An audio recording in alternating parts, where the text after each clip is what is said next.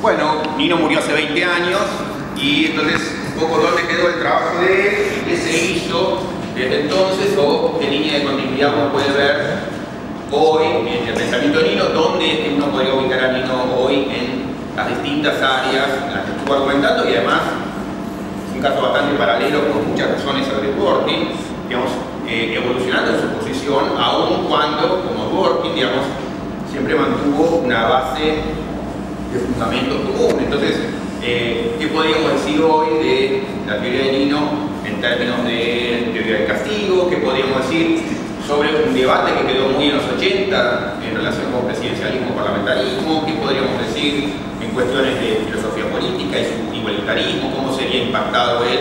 ¿Cómo podría pensarse que se hubiera desarrollado su compromiso con autonomía? La idea de democracia liberativa, digamos, ¿cómo pensarla hoy? O sea que hay feminismo, digamos, hay un montón de líneas en donde creo que hay sugerencias fuertes en el pensamiento de Nino que nos permiten, digamos, hacer esa continuidad, esa predicción de dónde hubiera estado con relativa tranquilidad, pero también hay, bueno, como dudas y cosas que uno podría agregar o reflexiones que uno podría tratar de deducir de el trabajo de Nino, aunque Nino no hubiera abordado temas aquellos de los que podemos pensar, la protesta, por ejemplo. Bueno, entonces esos son los, digamos, los dos compromisos que en principio podríamos hacer.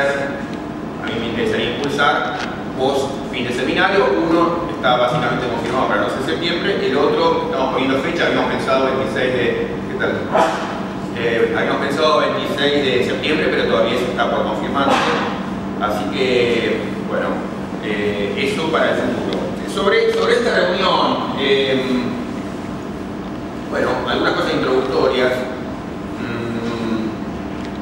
Dworkin ha sido, como Nino, uno de los grandes puntos de referencia permanentes en la cátedra, en el seminario.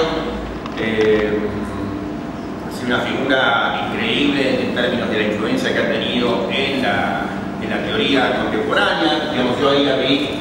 Ustedes no se preocupen de leer esto, digamos, es ilegible, pero presenté esta hojita, digamos, porque ahí tiene el resumen de lo que hay. Acá dice, digamos, presenté su trabajo básicamente como dialogando permanentemente en tres áreas fundamentales, aunque uno podría extenderlo, pero claramente con mucho impacto en la filosofía del derecho, en la teoría constitucional y la filosofía política. Y bueno, decía que fue un punto de referencia permanente, sigue siéndolo en la cátedra, y como entiendo que como tantos acostumbramos a pensar a Dworkin un poco impactado porque fueron los primeros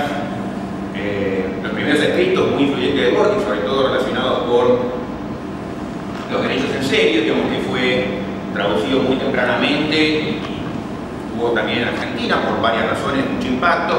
Creo que es muy habitual que en la exposición de Dworkin nos quedemos ahí, y como ha pasado mucha agua bajo el puente, bueno, interesaba usar esta sesión para bueno, traer un poquito más acá a Dworkin, y para aquellos que enseñan Dworkin, bueno, tratar de removerlo un poco de ese lugar en el que estaba, que no es equivocado en cuanto a que Dworkin, digamos, afirmó lo que hoy es sentido común dentro del derecho, digamos, sobre respuesta correcta, Hércules, etc. Pero también es cierto que ese lenguaje lo dejó explícitamente de lado. Casos difíciles, respuesta correcta, reglas y principios y política. Entonces, seguir machacando sobre ese material, bueno, induce a errores, porque el propio Dworkin deja de lado ese lenguaje, no por una cuestión meramente estética, sino porque en parte vio que daba lugar a críticas que en parte podían estar bien orientadas, pero que creo que apuntaban al lugar equivocado, y entonces en parte por eso, por evitar críticas equivocadas, el propio Dworkin cambió su discurso, y en ese cambio de discurso obviamente se reflejaban también evoluciones en su pensamiento. Insisto, digamos, lo que vamos a ver es una evolución que es muy excepcional, pero que sí, entre otras cosas porque siempre estuvo anclada en algunas intuiciones muy fuertes y convicciones muy fuertes que se mantuvieron todo a lo largo, pero hubo estas variaciones con algunos ajustes que son importantes. Entonces, vamos escribiendo eso para cerrar con el último libro de él, que es Justicia para Erizos. En realidad es el anteúltimo, porque creo que está saliendo ahora uno que compila, en realidad más que un compilado, es un libro de él sobre cuestiones vinculadas con la religión. Digamos, él como otro filósofo quedó muy impactado por discusiones que se daban sobre la religión en los últimos años. Lo mismo pasó con Abraham, por ejemplo. Y en ese sentido, digamos, hay en Dworkin un diálogo permanente con la vida pública, tanto la vida académica como la vida política, la vida intelectual. Entonces, muchos de los trabajos de Dworkin son en realidad respuestas, diálogos con lo que estaba ocurriendo en el momento. Digamos, muchos de sus libros más importantes son directamente compilaciones de artículos que él escribía en diarios de circulación cotidiana, digamos, para entrar en debates cotidianos sobre nombramiento de jueces o sobre, digamos, lo que era Vietnam, desobediencia civil, etc. Pero esto que quería enfatizar antes de ir un poquito más a los detalles, que hubo una continuidad a pesar de los cambios extraordinarios del pensamiento de Dworkin, y ese último libro, Justicia para Erizos, también muestra un caso excepcional de alguien que al final de su vida como que en ese libro tira todos los hilos juntos, significa todo, a un punto, como podría decir, exagerado, pero un libro que implica, digamos, poner dentro de un mismo esquema todo lo que él estuvo escribiendo y mostrar esto que él llama la unidad de valor con el que cierra su obra. Cierra su obra y al año muere. Cierra su obra después de publicar el libro y después de discutir el libro en algún seminario, uno en particular extraordinario en Boston, que está publicado también. Digamos, luego de hacer todo eso, bueno, fallece. En ese sentido hay también un paralelo, que yo diría en el caso de Dworkin todavía más notable y más exitoso, con lo que hizo, por ejemplo, Amartya Sen, que también hacia el final de su vida publicó el año pasado, el anteaño, un libro, digamos, en donde tiende a abarcar toda su obra. Es un libro que, y lo digo esto sin descalificativo, digamos, encuentra a Sen más avejentado y se nota, digamos, en esto de que acomoda todas las piezas sobre la misma mesa, pero es muy distinto del ejercicio que pudo hacer Dworkin, por fortuna, que es empujar su teoría más allá, juntar todos los hilos, tirar y, digamos, ir un paso más allá, notablemente, muy polémicamente, pero también muy notablemente. Entonces, la idea es hacer ese recorrido y buscar algunos jalones fundamentales. Entonces, yo lo que quería es hacer una presentación, digamos, complicada, porque es abarcar un montón de cosas, pero por lo menos tratando de dejar algunas marcas, mojones sobre lo que creo que es lo más importante en la evolución del pensamiento y en los cambios que él ha tenido a lo largo del tiempo. Entonces, dos datos biográficos. Nace en 1931 en Rhode Island. Para mí no es un salto menor, Providence, Rhode Island, digamos, una provincia siempre rara en Estados Unidos, pero bueno, dejo eso de lado. Estudia, digamos, en Harvard, de ahí se va a Oxford. En Oxford es alumno de Hart, inmediatamente destaca como alumno muy notable de Hart. Esas discusiones primeras, enseguida vamos a ver, tienen mucho impacto en su vida. Luego vuelve a los Estados Unidos, vuelve a Harvard, ejerce la profesión, va a trabajar con un juez, otro jalón muy importante en su vida, trabaja con el juez Leonard Hunt, también entonces eso es muy importante.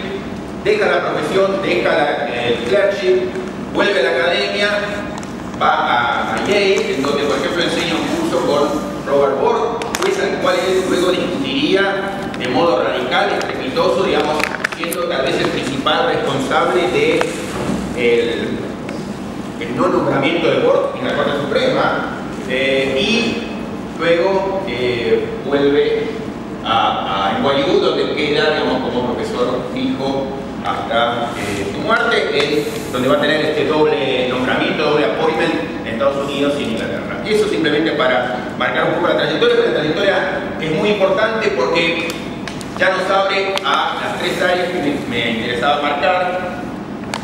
que son esta de filosofía del derecho, teoría constitucional y filosofía política. Voy a distinguir 3 áreas fundamentales y 4 periodos. Lo de los 4 periodos es arbitrario hasta un cierto punto, bueno, como toda clasificación, pero creo que tiene algún interés.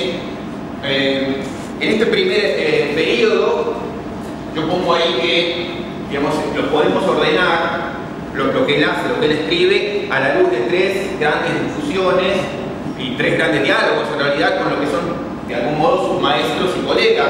Uno en filosofía del derecho, Herbert Hart, de quien había sido alumno; otro es el juez Kant, del que había sido Clark; y otro es Rawls, con el que había sido colega. Entonces, en filosofía del derecho, el eje ordenador primero es Hart, lo entiendo, digamos, en teoría constitucional, regresión judicial es el juez Kant, y en filosofía política es Rawls, digamos, el gran astro de la filosofía política contemporánea. Una nota sobre los 4 periodos, entonces, digamos que es, insisto, una manera posible de ordenar el pensamiento de Dworkin. Una segunda etapa, lo que voy a poner es como que él ya respondiendo al enorme embate crítico que recibe él y toda la filosofía política liberal igualitaria en los 70, finales de los 70, 80, que son las críticas que vienen de Critical Legal Studies, de los estudios críticos del derecho, que vienen del comunitarismo, por ejemplo, y eso tanto en Rawls como en Dworkin, como en Nino, va a implicar, Nino muere, digamos, en esa etapa, Dworkin y Rawls siguen argumentando, pero, digamos, Nino queda un poco la argumentación vinculada con esas discusiones que estuvo dando en los 80, digamos, con comunitarismo, con crítica de las studies y con también unas críticas que venían, digamos, en parte de esos sectores, en parte de otros, que acusaban lo que estaban haciendo Dworkin, Rawls y compañía como una movida elitista, digamos, como, bueno, muy centrada en los jueces, muy centrada en el gran decidor, en Hermes, etc. Entonces, segunda etapa como esta de respuesta a los grandes críticos, que yo creo que tiene enormísimo impacto en la obra de Dworkin.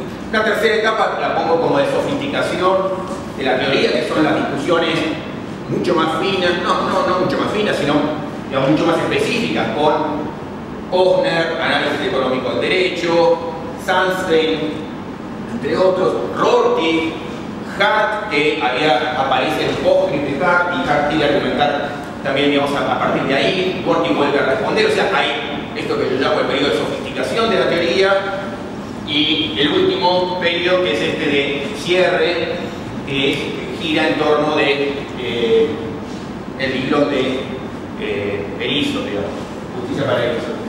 También, digamos, en cuanto a las obras de Dworkin, creo que en el primer periodo, la gran obra ordenadora, hay mucho trabajo, y acá, digamos, simplemente elijo una para cada periodo. La gran obra ahí es Derechos en Serio, sobre todo algunos artículos, casos difíciles, el modelo de reglas. En el segundo periodo, Los Empire, digamos, el Imperio de la Justicia, un libro espantosamente traducido, pero está traducido. En el tercer periodo, bueno, hay varias obras, pero uno es sus estudios sobre igualdad y la virtud soberana como virtud central, como ideal central, y el último libro, digamos, es este de Justicia para Erizo. O sea que ahí tenemos un panorama más o menos importante de su trayectoria. Bueno, sobre todo para los que enseñan Dworkin, yo creo que hay efectivamente un corte muy importante entre la primera etapa y la segunda, y entonces me voy a centrar muy especialmente en eso, aunque voy a querer decir cosas sobre los otros temas. Con Hart, digamos que era su maestro en Oxford, él desde el momento en que era alumno tiene discusiones muy fuertes, y ahí es donde, en su discusión con Hart, digamos, distinguido como el autor positivista, el autor que distingue derecho y moral, el autor que dice cuando pensamos en derecho, pensamos en las reglas y no pensamos en la moral, digamos, tenemos que pensar en lo que Dworkin llama, digamos, los hechos plenos, claros, abiertos, en todo caso el pedigrí de las normas, de dónde vienen las normas, cuáles son los orígenes de las normas, las fuentes, los sources, digamos, no mezclar cuando pensamos en derecho cuestiones que tienen que ver con la moral, entonces distinguir derecho y moral. Y en ese diálogo, discusión con Hart, es donde Dworkin argumenta y aparecen algunas de las ideas fuertes que son las que creo que van a caracterizar los estudios que según entiendo, hoy tendemos a seguir repitiendo. Digamos, la idea que ahora en todo caso trato de articular de Hércules, respuesta correcta, casos difíciles, etc., son todos herencia de esa primerísima etapa, que no es que estén mal, pero quedan muy anclados en esa primera etapa. ¿Qué es lo que dice Dworkin, digamos, contra Hart y contra esa primera versión más rudimentaria, contra la cual él discute el positivismo? Digamos que contra lo que sostenía Hart, en realidad hay una conexión entre derecho y moral, que no es fácil reconocerla, que no es fácil reconocer cuáles son los principios que anudan el derecho, pero digamos, cualquier persona y cualquier juez que se ponga a pensar, a reflexionar detenidamente sobre el caso que tiene enfrente, y él toma como ejemplo un Hércules, imagínese un juez que fuera como Hércules, que es capaz de argumentar profundamente, etc. Bueno, esa persona podría reconocer esos principios, pero finalmente eso lo puede hacer cualquiera de nosotros que reflexiona detenidamente sobre el derecho. El gran caso en el que piensa Dworkin, el gran caso que ejemplifica, digamos, el gran ejemplo que él usa ahí, es este caso de 1889, Rich versus Palmer. Es un caso que también Carrió en Argentina trabajó, digamos, Carrió tuvo vínculo tanto con Hart como con Dworkin, o sea que hay todo ese diálogo que también llega a Argentina. Carrió lo llamaba el caso del nieto apurado, era el caso del nieto que quiere heredar y mata al abuelo porque quiere heredar ya. Entonces, en ese caso del nieto apurado, Rich versus Palmer, bueno, Carrió lo presenta como el caso del nieto apurado, Dworkin lo presenta contra Hart para decir que es un caso que obviamente muestra que cuando uno piensa sobre el derecho, piensa no solamente sobre las reglas escritas, sino también en ciertos principios. ¿Por qué? Porque dice, bueno, a nadie se le ocurriría concederle a esta persona la herencia una vez que mató al abuelo, digamos, una vez que cumplió la condena, bueno, ahora tenga la herencia. Digamos, y esa idea, o por lo menos no digo que ese sea un caso fácil, es un caso que él mismo considera difícil, pero que es un caso que llama la atención sobre cómo nos impacta esta idea de que debe haber algo más en el derecho que la regla escrita. Hay principios que están presentes en el derecho y que tienen que hacernos visibles, digamos que no podemos a la hora de pensar los derechos solamente pensar en reglas. Entonces Dworkin hace esta distinción de que en los casos difíciles tenemos que pensar no solamente en reglas, sino en reglas y principios, que entonces el derecho no está, digamos, desvinculado de la moral, sino que la moral impacta sobre el derecho. Digamos, a la hora de pensar en derecho tenemos que pensar también en principios morales, y entonces contra lo que decía Hart, de que en esos casos en donde el juez no encuentra respuesta, tiene que actuar, digamos, con discreción, digamos, tiene que poner el derecho. Dworkin dice, no tiene nada que salir a buscar en el sentido de inventar, eso sería, digamos, contra la idea de retroactividad de la ley, digamos. No, el juez no tiene que salir a buscar nada para imponer nada nuevo, sino que en todo caso lo que tiene que arrastrar son los principios que ya están inherentes en el derecho, o sea que ya venían de antes. Lo que tiene que hacer es salir a buscar. Claro que eso es difícil, y en estos casos difíciles es lo que hay que hacer. Entonces, como juez Hércules, en esos casos difíciles tenemos que buscar, digamos, cuáles son esos principios que están presentes en el derecho y ponerlos en la práctica. Una mínima nota al pie sobre casos difíciles y fáciles. Un poco el lenguaje viene de una crítica, una serie de críticas que le había hecho Leon Fuller a Hart, en donde atacaba a Hart, pero por los casos, digamos, fáciles. Lo que le decía Fuller a Hart era que en esos casos fáciles, muchos de esos casos, digamos, lo que requerían contra Hart no era quedarse con el lenguaje, digamos, pleno, palmario del derecho, sino ver el propósito de la ley, y toda esa línea de críticas vino por esos ejemplos que eso era muy propio de la filosofía analítica, que trataban de mostrar que lo que hacía Hart en realidad estaba equivocado. No sé, los famosos casos, para los que leyeron filosofía del derecho, digamos, esto de, bueno, no puede haber vehículos en una plaza. Bueno, pero tenemos la estatua de un tanque de guerra, ¿eso es un vehículo? No. Entonces, pero como la ley eso lo prohibiría, lo que le dice Fuller a Hart es, no, en el derecho no tenemos que seguir solamente el lenguaje pleno, palmario de lo que está escrito, sino ver el propósito de la ley. O sea, en los casos fáciles, digamos, los casos sencillos, tenemos que usar otro método para pensar el derecho que tiene que ver con el propósito del derecho. Bueno, a Dworkin en esa etapa lo que le interesa son estos casos difíciles que hacen como un llamado más explícito a la presencia de principios y obligan a pensar en principios. Pero digo, esto es algo que articula Dworkin desde su carácter de alumno de Hart y que escribe en 1967 en un artículo muy famoso que se queda incorporado en los derechos del sello, que es el modelo de reglas 1. Entonces, eso es como central el primer Dworkin, y ese es un poco, creo yo, el lenguaje que seguimos repitiendo cuando hablamos de Dworkin hoy. Por eso es que eso me parece que está bien, pero es como quedarse con el Dworkin más viejo, digamos. Dworkin evolucionó mucho. No tiene grapa. Veo que es muy especialmente ahí, y quiero hacer un desarrollo sobre todo a partir de ahí, pero dos notas importantes sobre sus otras dos grandes discusiones al mismo tiempo. Eso también, digamos, importante. Dworkin mantuvo permanentemente la discusión en todas las áreas. Si quieren, digamos, obviamente me interrumpen, preguntan o acotan algo, digamos, quien quiera. Pero dos cosas entonces sobre sus otras dos grandes discusiones del tiempo. Una es su discusión con Hand, con el juez Hand, con el que él trabajó después de haber sido alumno de Hart.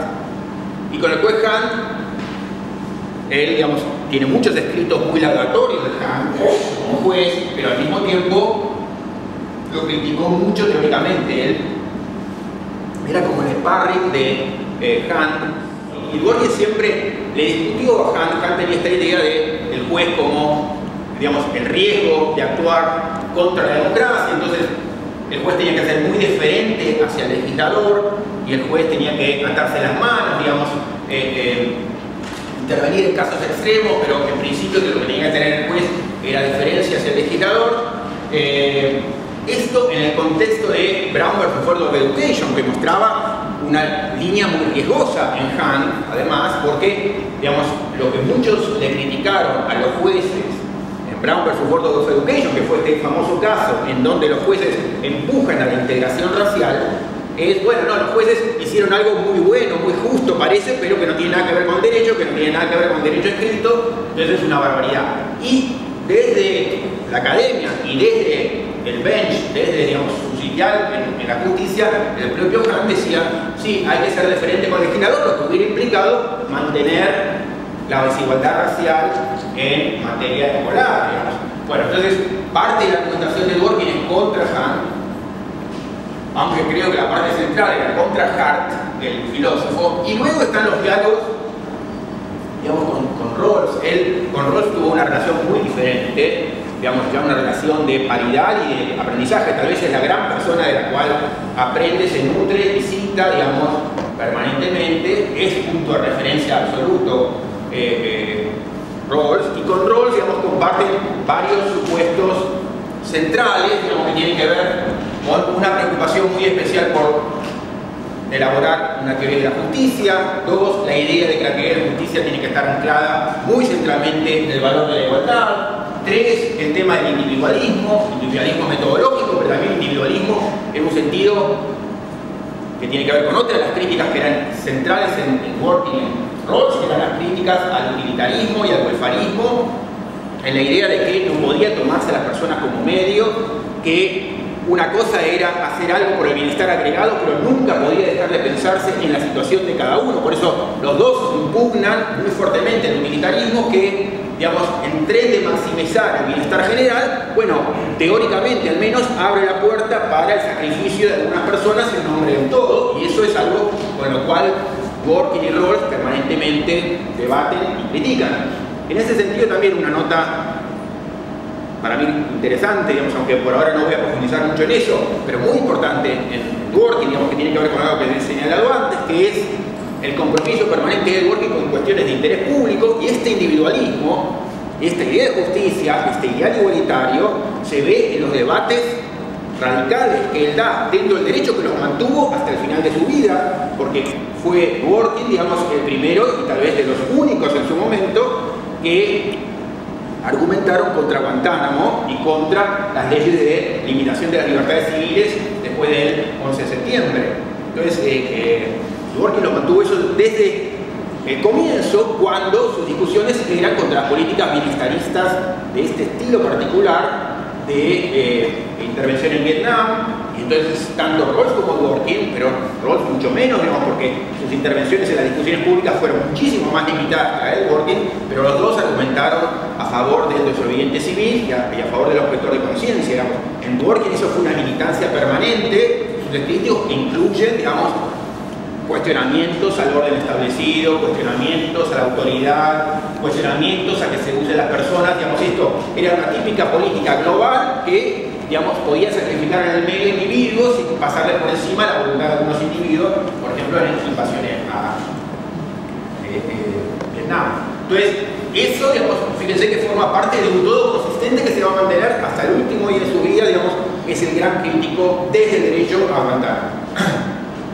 Entonces, bueno, ahí tenemos un panorama del primer Dworkin, digamos, peleando. Este es un periodo largo, pero desde el 67, 66, hasta, cuando sale campeón Racing, digamos, hasta los 80, más o menos, son esas batallas en distintas áreas.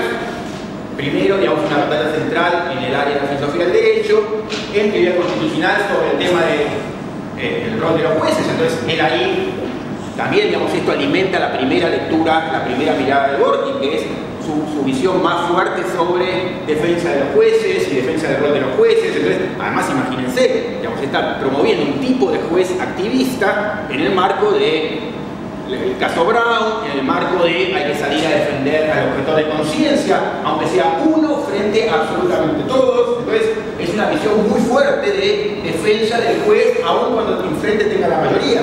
Digamos, los escritos que muchos seguimos citando de Dworkin son los que tienen que ver sobre todo con esa etapa, que es la etapa más gloriosa del derecho progresista norteamericano y la etapa en donde el uno, el objetor de conciencia, estaba más en riesgo.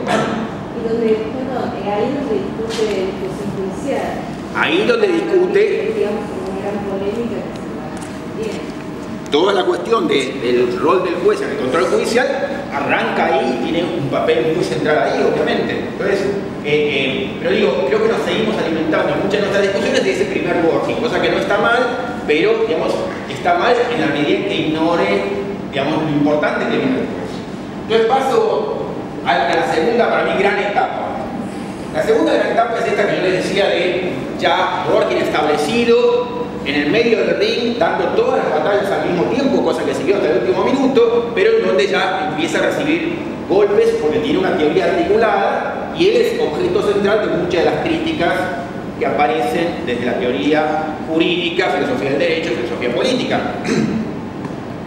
En filosofía política, él en los 80 escribe dos súper importantes artículos sobre igualdad, que salen en el mismo año en la revista Philosophy and Public Affairs, digamos, What is Equality 1 y 2, que luego están traducidos y modificados en su super obra sobre igualdad, La virtud soberana.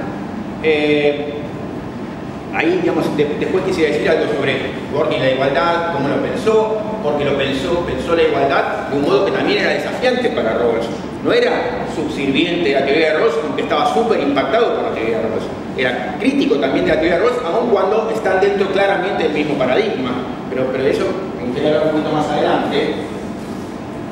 En los años 90 aparece, digamos, algunos ajustes sobre el tema de los jueces, pero me quiero centrar sobre todo en un tipo de cambios y un tipo de críticas que aparecen en ese momento. Rawls, como Dworkin y como Nino, se ven muy impactados en sus teorías por las críticas, tanto que provienen sobre todo de la izquierda, pero digamos, aun cuando tuvieron permanentes debates con la derecha, por ejemplo con Robert Nozick en filosofía política, pero hay un tipo de debate que aparece y un tipo de crítica que aparece en donde está toda esta crítica que muchos mantienen o mantenemos. Elitismo, ¿por qué tanto lugar al juez? ¿Qué dice esto sobre la democracia?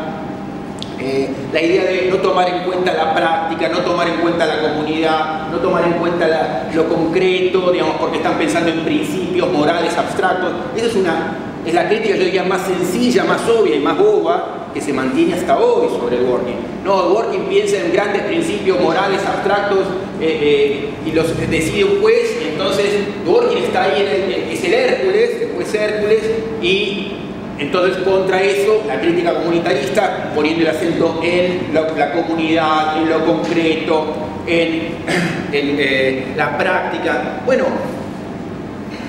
hay un matiz importante que empieza a aparecer en Dworkin, en Rawls y en Nino, más o menos al mismo momento, y que en parte registra un cambio, digamos, de algún modo hay un cambio, pero sobre todo yo creo que es un cambio, en el caso de Dworkin, él lo puede presentar así legítimamente, como un cambio de presentación de lo que él siempre quiso decir.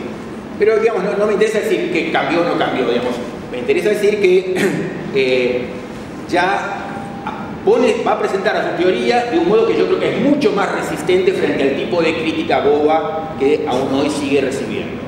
En el caso de Nino, digamos, y en esto acá tenemos al experto, a Gustavo, a varios, pero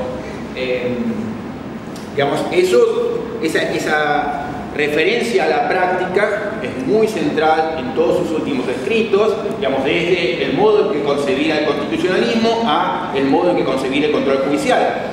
Yo siempre presento a Dworkin, hablando de control judicial, como en la última etapa abre una tercera excepción, una nueva excepción sobre el control judicial que tiene que ver directamente con el impacto que hay que saber darle a la práctica establecida. Eso que yo creo que Nino no terminó de desarrollar bien, y por eso yo, digamos, cuando presento la teoría de Nino sobre el control judicial, digo, bueno, esto es el embrión de lo que iba a ser una teoría del control judicial más desarrollada, pero no está, yo creo, bien fundada. Cumplió un papel importante, se puede, digamos, fortalecer, pero tal como quedó presentada yo creo que todavía era débil, porque Nino muere ahí, digamos, en esos años, en donde está registrando este impacto que registran todos en términos de cómo le damos cabida a las críticas que hace el comunitarismo. En el caso de Rawls, digamos, hay un artículo que es el que cambia un poco todo el escenario, que es un artículo del año 85, que es Political Non-Metaphysical, en donde, digamos, y fíjense, el artículo de Rawls aparece en el 85, Dworkin publica en el año 86 Los Empire y muestra el mismo tipo de impacto que Rawls. O sea, acá hay que dar una respuesta diferente, hay que dar algún tipo de reacción frente a este tipo de críticos que nos están queriendo socavar lo que venimos defendiendo hace tiempo. Entonces ahí aparece en Dworkin un giro importantísimo, al menos en la presentación de la teoría, que, insisto, pone en muchas más dificultades a los críticos, a la crítica boba que decía. Pero entonces, en los tres hay ese cambio. En Rawls aparece en este famoso artículo Política no Metafísica, en donde dice, mire, mi presentación habitual de la teoría de la justicia, presentaba la teoría de la justicia como si fuera digamos, la defensa que hace un filósofo de una filosofía de tipo kantiana, viene desde arriba del mundo, qué sé yo, y ofrece al mundo cómo se pueden arreglar todos los problemas públicos, cómo se pueden pensar de nuevo, digamos, desde esta mega concepción metafísica. Y él dice, ahí hay en parte una mala interpretación de lo que he dicho, y en parte hago una rectificación. Dice, yo hoy, desde ahora, no me voy a ocupar de los problemas así metafísicos más abstractos, sino de cómo encontrar formas de acuerdo teóricamente. Cómo hoy, con estas condiciones en Estados Unidos o en la comunidad que usted esté, podemos fijar acuerdos que nos permitan vivir juntos, parados en una sociedad más justa que esta y, digamos, asumiendo esto de lo que él llama el hecho del pluralismo, el hecho de que pensamos y vamos a seguir pensando muy diferente, que algunos son kantianos, otros son antikantianos, otros son... Bueno, ese es el tipo de giro que hace Rawls. Dworkin no acepta explícitamente que hace un giro, pero hay algo que cambia, aunque sea muy centralmente en la presentación, y en eso me quiero concentrar. Y eso aparece en Los Empire. Entonces, digamos, este es el, entre comillas, quiebre más importante que a mí me interesa remarcar en la trayectoria del pensamiento de Dworkin, y que creo que digamos, es súper significativo para entender todo lo que hizo y cómo hoy Dworkin defendía su teoría. Entonces, cosas sobre Lost Empire y cómo él vuelve a presentar sus cosas. The Lost Empire es su famoso ejemplo del rol del juez y la interpretación jurídica como en paralelo con lo que es el escribir una novela en cadena. La idea de novela en cadena aparece acá.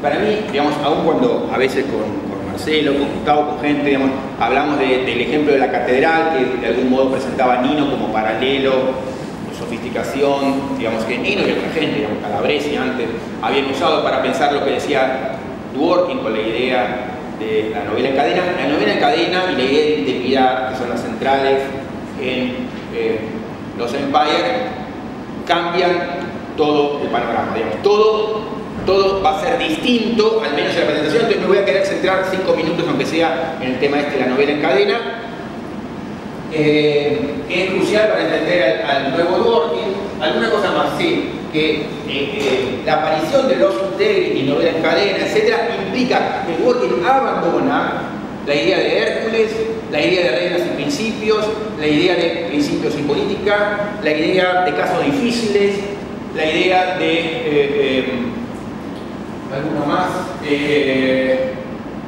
sí, caso difícil, respuesta correcta, y ese lenguaje se terminó en Dworkin. En parte para no asustar o provocar a sus críticos o a hacerles que digan cosas que él no está comprometido a decir. En parte yo creo que eso registra o sugiere que hay un cambio más sustantivo en Dworkin, pero en todo caso en los hechos es, desde el 1986 Dworkin abandonó Hércules, caso difícil, respuesta correcta. Hoy tiendo a pensar que seguimos enseñando Dworkin o pensando Dworkin a partir de esos términos. No son ajenos al mundo Dworkin, pero sí son muy vinculados a la primera etapa de Dworkin. Entonces en ese sentido yo creo que hay un problema. Para mí el ejemplo de la novela en cadena, aunque es mejorable, es increíble, es súper excepcional. Digamos, permite entender de un modo sencillo y riquísimo, digamos, un nuevo modo presentado de modo muy diferente, presentado de forma muy diferente, de entender el derecho y de entender la interpretación jurídica y de entender el rol del juez. Digamos, para que estén menos familiarizados, en un minuto, lo que dice el ejemplo de la novela en cadena es hacer derecho en un juez que hoy tiene que decidir un caso, pero finalmente esto es lo mismo que usted podría hacer en su casa cuando está pensando el caso. Es como cuando nosotros escribimos una novela en cadena, esto implica, imagínense que, digamos, acá somos 50 personas, la primera persona sentada en el fondo escribe 5 páginas, se las pasa a la persona de al lado, escribe 5 páginas, le toca 5 páginas más, llegamos acá y estamos, digamos, en ese estadio de la novela en cadena. Ya escribieron todos ustedes, ahora nos toca a nosotros acá adelante seguir con la novela. Dworkin le pregunta, lo que hace el juez es similar a lo que hace esta persona que escribe la novela en cadena. Y fíjense, digamos, lo que va a hacer el juez. Primera cosa que sugiere, bueno, el ejemplo de la novela en cadena. Imagínense que cualquiera de ustedes está sentado acá, le toca escribir esas 5 páginas. ¿Qué es lo primero que hacen cuando tienen ahí un manuscrito de 200 páginas? Leen inmediatamente, tratar de encontrar el sentido. ¿De qué se trató esto? ¿Es una novela policial? ¿Es una novela, digamos, de aventuras? ¿Es un thriller? ¿Es cómico? Digamos, ¿qué es esto? Entonces, pero fíjense, digamos, que entonces la idea es eso que hace cualquier persona y que ustedes responden a la segundo, es lo mismo que tiene que hacer un juez, que es, entonces, primero, leer todo lo anterior, tener un sentido de todo lo anterior, interpretar, digamos, en el sentido de querer ver de qué se trata esta obra, ver si, por ejemplo, le interesa participar de la obra o esto es una porquería y me retiro. Entonces, todas esas operaciones, que son operaciones que cualquier persona, digamos, situado de cualquier lugar, que se toma en serio la tarea, hace, es lo que le querían imputar a Dworkin. Usted está diciendo que esto está reservado para Hércules, el juez genio, el único, el increíble, digamos, el que está situado por encima de todo. Entonces, ya lo primero que hace es abaratar esa idea. No, mire, lo de Hércules era un ideal regulativo. No es que yo digo, para ser juez hay que ser Hércules y el juez decide en la soledad de su casa y ojalá sea un genio. No, ojalá sea Dworkin. No, en absoluto. Estoy diciendo otra cosa, es cualquiera puede hacer esto. Y esta idea de que ustedes respondieron al medio segundo que yo había formulado la cuestión, de eso se trata. Entonces, ya vamos viendo cosas importantes que se deducen de la novela en cadena. Entonces, esto está al alcance, en principio, de cualquiera que se tome en serio esta empresa. Segundo, se trata de una tarea colectiva. Entonces, cada uno es consciente de que la novela empezó antes y termina después. O sea que, si uno, digamos, imagínense, digamos, el ejemplo que yo siempre doy, acá está sentado Borges, que quiere participar en la novela en cadena, y viene Borges y les dice, yo les voy a enseñar a estos salames, digamos, cómo se escribe una novela, y escribe sus 5 páginas brillantes que no tienen nada que ver con lo anterior. Uno dice, queda descalificado, Borges, usted no entendió de qué iba la obra. La obra es una novela en cadena que implica que usted tome en cuenta lo anterior. Y que además entienda que va a seguir después de usted. Entonces usted tiene que preparar lo mejor para el que viene, pero en conciencia de lo que se hizo, retomando, entonces reconstruyendo el mejor modo, sacando lo mejor de lo que se hizo. A lo mejor entonces uno ve que hay un personaje que estuvo mal construido, entonces lo modifica, lo arregla, o si puede morir el personaje. Pero el punto es, uno es consciente de lo anterior, trabaja con lo anterior y prepara para el futuro. Entonces, fíjense ya la cantidad de cosas que tenemos. Esto es una cosa que puede hacer cualquiera, o sea, la idea de Hércules y el genio ya está descartada.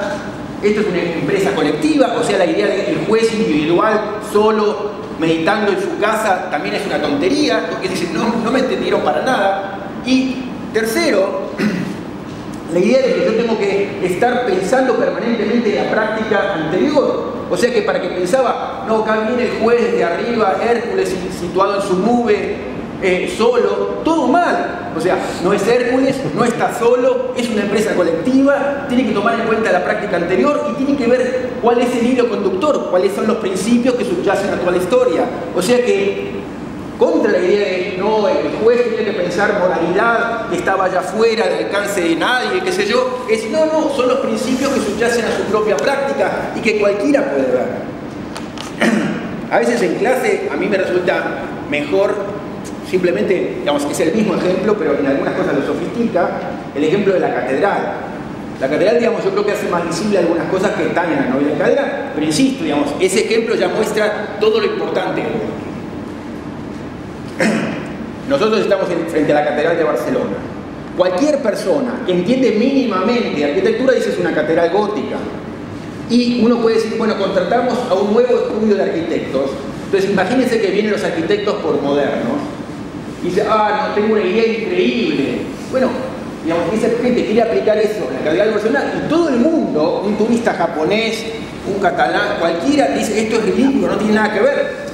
Uno puede decir, bueno, a ver, digamos, tiene espacio para la creación, pero esto tiene que ser consciente y en diálogo con lo anterior. Digamos, tiene que ser consciente que hay una comunidad que estuvo escribiendo esto antes. Entonces, fíjense cómo de la crítica comunitarista, él, a diferencia de Rolf, que es mucho más generoso con sus críticos y dice, estoy respondiendo, hasta acá sí, hasta acá no, Dworkin no le concede nada a nadie. Pero bueno, no importa, pero es el mismo punto, acá está al menos concediendo en el lenguaje diciendo hay cosas que yo ya no las quiero presentar como las presentaba y de hecho dejó de presentarlo como lo presentaba porque dice esto me da como resultado que me critiquen de un modo tonto, que me digan elitista, juez en la soledad, Hércules quiere decir que hay que ser genio para ser juez, nada que ver, práctica entonces es ser consciente de la práctica. La novela en cadena decía, se puede pensar mejor con el ejemplo de la catedral, en esto de que si nosotros construimos una serie de columnas románicas en la catedral gótica, no hay que ser el genio para mirar esa catedral y decir, acá hay algo disonante. A lo mejor podemos acordar, toda la comunidad puede decir, bueno, esto queda bien, pero en principio todos vemos que ahí hay algo que es disonante. Y entonces, ¿qué tenemos que hacer contra eso? Es posiblemente la mejor participación que podemos hacer hoy como equipo de arquitectos que llega a la catedral y que vamos a trabajar en la catedral los próximos 20 años es tirar abajo. Entonces fíjense, digamos, esto también en términos de interpretación del derecho. Obvio que tiene complicaciones enormes cuando hablamos del derecho, pero pero no son tan increíbles esas complicaciones. Digamos, eso quiere decir que por un lado yo reconozco lo anterior, pero no soy un originalista que porque un día alguien plantó la bandera de la Catedral Gótica, digamos, ya no me puedo salir de ese modelo. No, hay muchas cosas que puedo hacer, hay muchas cosas que se pueden mejorar, y puede ser que a mí, digamos, esa obra colectiva me parezca un horror y no quiera participar de ella, pero si participo es porque entiendo que ahí hay un valor, es un valor que mi comunidad le reconoció y tengo que ser capaz de honrar ese valor colectivo. Entonces, el Borges en la novela en cadena o el Niemeyer en la arquitectura, que viene y dice, acá mi estudio va a generar todo de nuevo, el nuevo derecho, que es mucho lo que le imputaban a Gorky. Y Gorky dice, no, se equivocó, nada que ver, lo hace pésimo si lo hace así. Es otra cosa lo que está en juego. Entonces, y eso no implica ser subserviente de la práctica, no implica ser conservador, no implica, digamos, reproducir lo que ya está hecho, sino ver cómo se le puede dar mejor continuidad. Ese es lo que en el esquema interpretativo él lo presenta con la idea de fit y best light, digamos, de encaje y mejor luz, ver cómo encaja mi proyecto con las distintas alternativas que son continuidades, digamos, posibles de lo anterior, y luego elijo una de esas alternativas que sea la que entiendo que mejor reconstruye todo lo hecho.